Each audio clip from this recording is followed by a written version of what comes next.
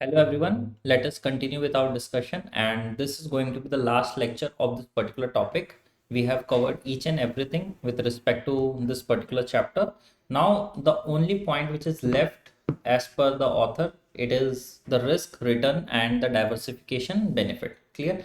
Now the point is that I have cleared all these points before as well. Okay, so basically it's just for the sake of saying, okay, I'm doing it, but in reality we have already done it. Clear?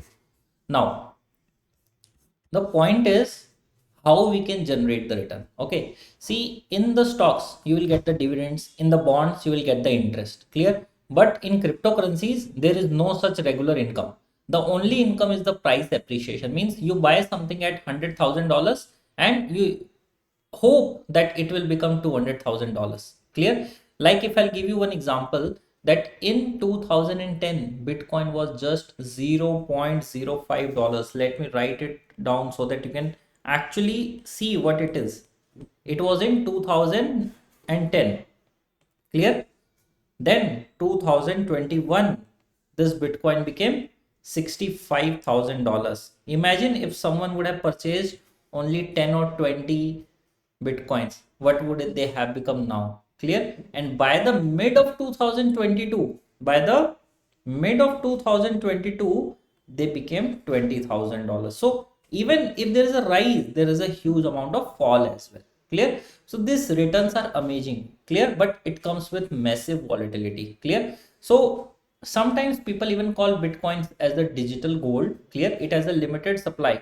Okay, only 21 million Bitcoins will exist. Clear? Now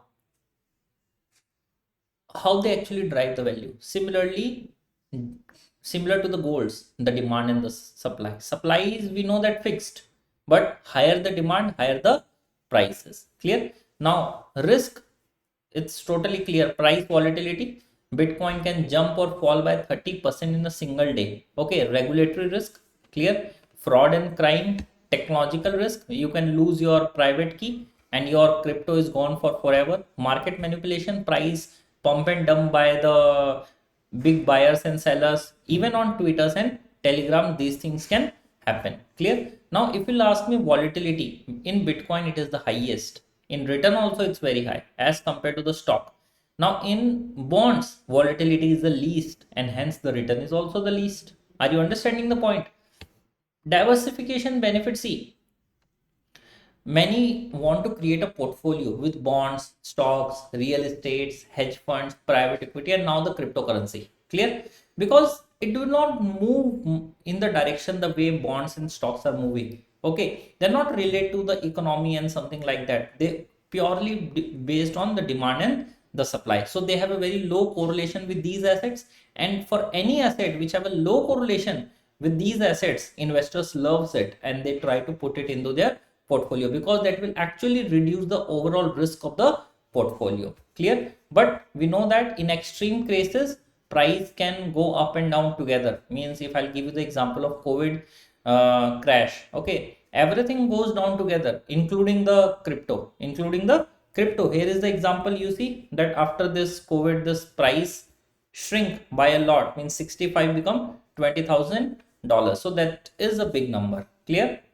So now, because investors are investing it, big financial institutions have started their involvement in these cryptocurrencies, then many countries have started working on building up the frameworks, rules, and regulations, setting up a regulatory body for these crypto assets as well. It's under development, it's in process. So down the line, we can expect that yes, something similar to that is going to happen, and we are going to trade in the cryptocurrencies where we can stay free of fraud. Okay, and if anything goes wrong, we can complain to someone else. As compared to now, we cannot complain it to anyone.